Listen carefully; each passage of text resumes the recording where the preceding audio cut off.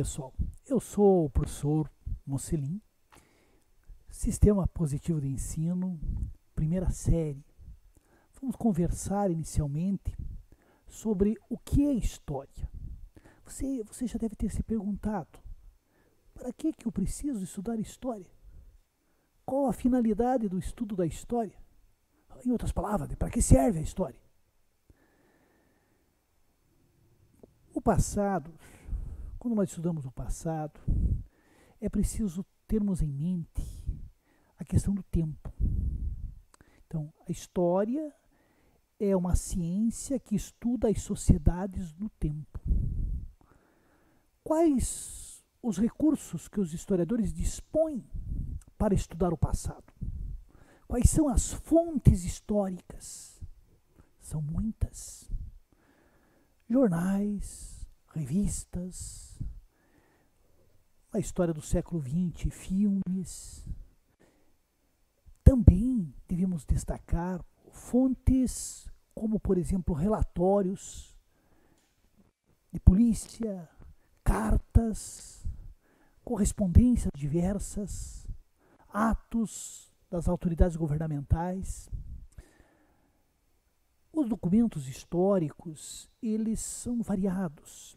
Por exemplo, quando nós estudamos uma civilização desaparecida, como a antiga civilização egípcia, a arqueologia tem um papel fundamental.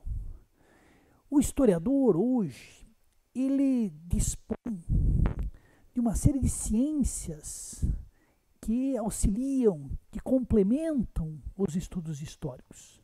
Por exemplo, uma grande descoberta no Vale dos Reis, onde existiu a necrópole tebana, né, no Egito Antigo, de uma tumba de um alto dignatário da época dos faraós.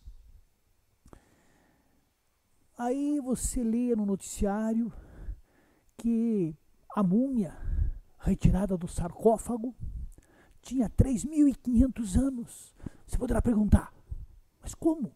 Como sabem que aquela múmia, que aquela pessoa que ali está mumificada, viveu há 3.500 anos? Atualmente existem sofisticados processos de datação. O mais conhecido é o do carbono 14. Então é possível, ao analisarmos um papiro,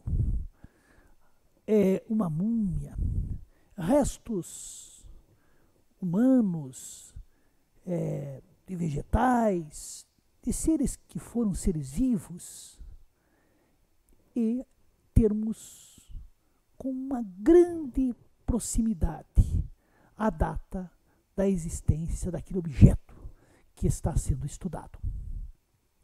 Quando nós estudamos história, nós devemos procurar nas mais diversas fontes, meios para compreendermos o passado.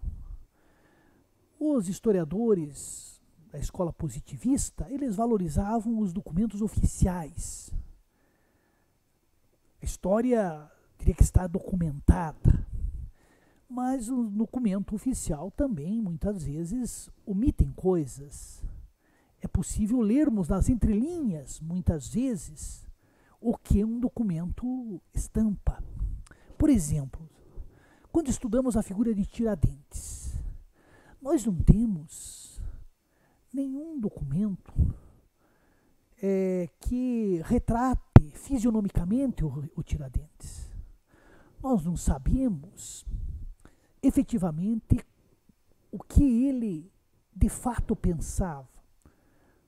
O que nós podemos imaginar é a partir dos autos da devassa, ou seja, do documento produzido pelos seus acusadores, aquilo que Tiradentes imaginava e propunha, no caso, o rompimento daquela capitania de das Minas Gerais em relação à coroa portuguesa. Você está estudando o mundo antigo, né?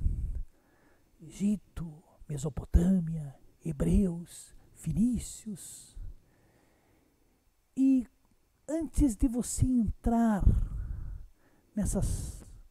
nos estudos dessas fascinantes civilizações, é preciso saber como ocorreu a Revolução Urbana, em decorrência, claro, da Revolução Agrícola. Acredita-se que há uns 10 mil anos atrás, nós vamos ter o início da domesticação de plantas, de animais. Então, a possibilidade de produzir uma quantidade menor de pessoas alimentos para uma quantidade maior de pessoas sobreviverem. E com isso, mais pessoas poderiam se dedicar a outras atividades, como o artesanato, o comércio. Vocês, quando estão estudando a civilização egípcia, uma civilização 3 vezes milenar, né? E usa-se a expressão crescente fértil. Por que crescente fértil? Porque se você fizer como se fosse uma lua crescente, você sai aqui do Egito, o Nilo, passa pela Palestina, chega na região do Eufrates e do Tigre, onde desenvolveram-se as civilizações mesopotâmicas. Então, no mundo antigo, nós tivemos o desenvolvimento de civilizações às margens dos grandes rios.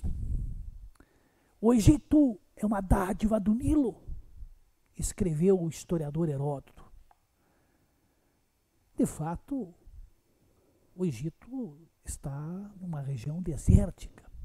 Se não tivesse existido o rio Nilo, não teria existido a civilização egípcia. O Nilo nasce no coração da África e depois de percorrer em torno de 6.500 quilômetros, desemboca em forma de delta no mar Mediterrâneo. Com as cheias, quando as águas do Nilo voltam ao seu leito normal, deixam depositado o humus, o limo, que vai fertilizar a terra. A palavra Egito, que nós usamos, ela é de origem grega, porque na língua dos antigos egípcios, eles chamavam o país de Kemet, que quer dizer terra negra. Uma terra fertilíssima, que possibilitava ótimas colheitas. Quando você está estudando a civilização dos hebreus, devemos, obviamente, lembrá-los do Rio Jordão, grande importância naquela região. Também a região que os antigos gregos chamavam de Mesopotâmia, quer dizer, Mesopótamos, entre rios. Entre quais rios? O Eufrates e o Tigre, cujas cheias não eram tão regulares como as cheias do rio Nilo.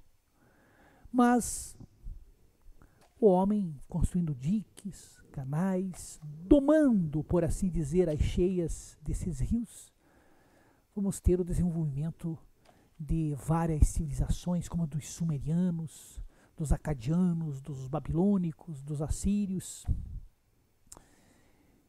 Também a Índia, né? O Indo, o Ganges e a China, o Hangzhou, o Yangtze. Então, as civilizações se desenvolveram às margens desses grandes rios. Eu gostaria de mostrar a vocês, através de alguns testes relevantes, aquilo que nós, de uma forma bastante sintética, até agora expusemos. Observe essa questão aqui, número 1. Estou certo que eles não serão encontrados onde se elevam vozes para uma historiografia filosófica do Brasil. Os espíritos mais esclarecidos e mais profundos, pelo contrário, acharão na investigação da parte que tiveram e ainda as raças da Índia etiópica no desenvolvimento histórico do povo brasileiro um estímulo para o historiador humano e profundo. O texto apresenta o conceito de historiografia que pode ser entendido como a escrita da história. Como a história, né, tem sido escrita, tem sido produzida até os dias de hoje. A história, escreveu Lucien Febvre, ela é filha do seu tempo. Por exemplo, nesses dias, muito tem se falado sobre a gripe espanhola, sobre a peste negra, sobre tantas pandemias que já tivemos na história da humanidade. Por quê? Em função do que vivenciamos nos dias de hoje. Portanto, muitas vezes nós revisitamos o passado em função dos problemas, das inquietações, das angústias que vivenciamos. Na história também ocorrem rupturas, porém permanências. Historiadores franceses, ali da segunda metade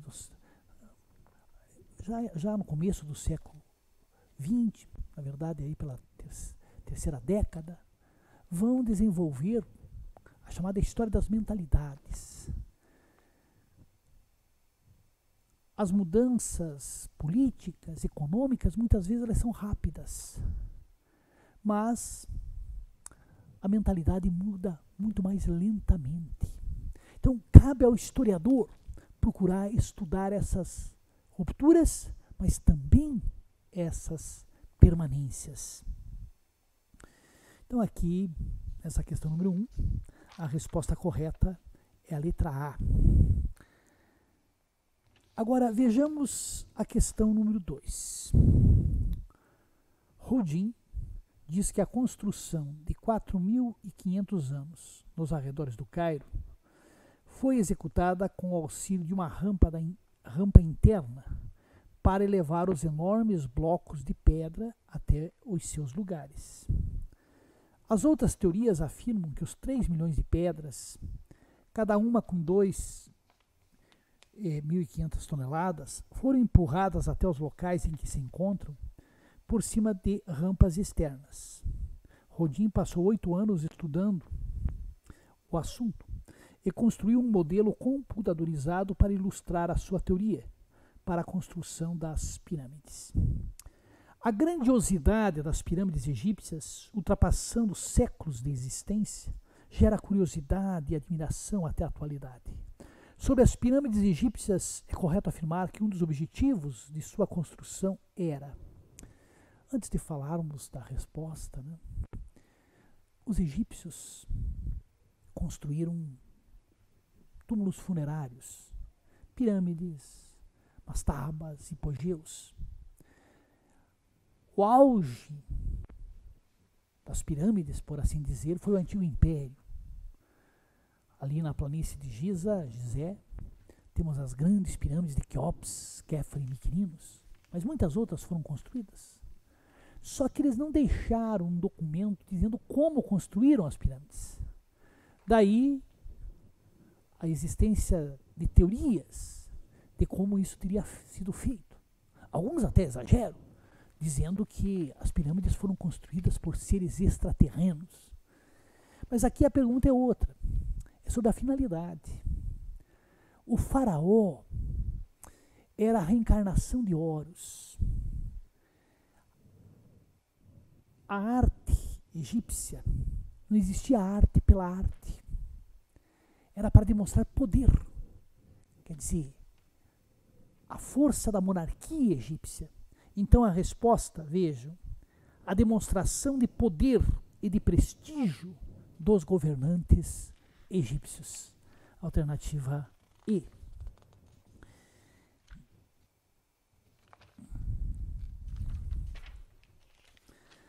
Agora, façamos uma questão sobre a Mesopotâmia. Arqueólogos que escavavam um sítio no Iraque descobriram uma área sagrada dedicada ao deus da guerra da Mesopotâmia. O local data-se cerca de 5.000 anos e está em uma das primeiras cidades conhecidas do período. Este achado é de extrema valia, porque permitirá aos pesquisadores entender melhor o chamado berço da civilização, a Mesopotâmia na antiguidade. O sítio que foi escavado já havia sido intensivamente investigado no passado, fazendo com que muitos restos e artefatos sumérios importantes fossem descobertos. Porém, o foco das investigações arqueológicas atuais se concentra no distrito sagrado de Girsu, conhecido como Uruk, onde havia um templo para o deus da guerra da Mesopotâmia, Ninshirsu. A atual região do Oriente Médio é considerada o berço da civilização humana, por ter abrigado as primeiras civilizações da antiguidade, como os mesopotâmicos. Sobre a civilização mesopotâmica, pode-se afirmar que sua estrutura era baseada em uma organização política monoteísta. Não, na antiga Mesopotâmia predominava o politeísmo. Eles cultuavam as forças da natureza, o sol, a lua, a vegetação, o oceano. Democrática? Também não, né? A democracia vai surgir mais tarde, em Atenas, na Grécia. Centralizada, difundida em poder monárquico absolutista? Também não. Não escrita? Não, a escrita já existia por lá, a escrita cuneiforme. O que parece foram os sumerianos que inventaram a escrita. Teocrática, na qual os reis exerciam funções políticas e religiosas. Os antigos sumerianos chamavam de Lugal, ou Patese, o governante. E ele era uma espécie de vigário da divindade, né? O poder dele vinha de Deus. E cada cidade tinha um templo, chamavam de zigurates, que era dedicado a uma determinada divindade. Há uma definição simplista, agora na 4, de que em épocas mais remotas da história prevalecia um suposto ambiente de selvageria. O senso comum jurídico nos faz entender, muitas vezes, que qualquer sistema jurídico que pré-existiu ao nosso é inferior. Por isso fala-se na evolução do direito. Evolução, semanticamente, nos remete a progresso, desenvolvimento e melhoria. Não é correto, entretanto, que tratemos como selvagem ou inferior qualquer modo de organização social e jurídica que possui características que diferem dos modelos atualmente utilizados e que, certas vezes, desconhecemos plenamente. Os códigos de leis escritas, como o Código de Hammurabi, desenvolvido pelos mesopotâmicos, tem como função a organização social em torno de um código único e centralizado. Um dos objetivos do Código de Hammurabi era... Veja, Hammurabi foi um monarca que reinou na antiga Babilônia, ali entre 1790, 1750 a.C. E produziu um conjunto de sentenças.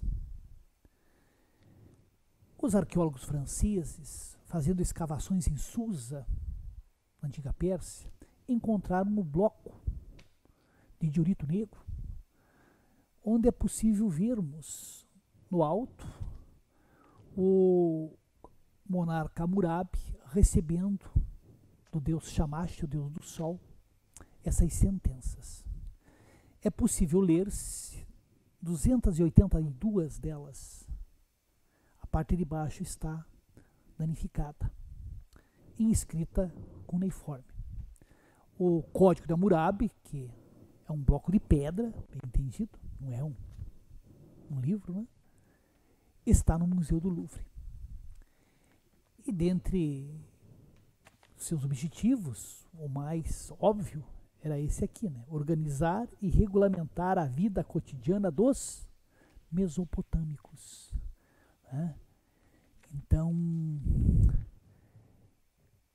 alguns princípios, como do olho por olho, dente por dente, mas interessantes, dentro da mesma categoria social. Imagine se um cidadão, chamavam lá de da elite, né, um avilum, batesse e quebrasse um dente de um outro cidadão da mesma categoria, o dente do agressor seria quebrado. Mas se esse sujeito maltratasse um escravo, digamos, matasse um escravo, ele não seria morto. Ele teria que pagar uma indenização ao proprietário do escravo. Então era olho por olho, dente por dente, dentro da mesma categoria social.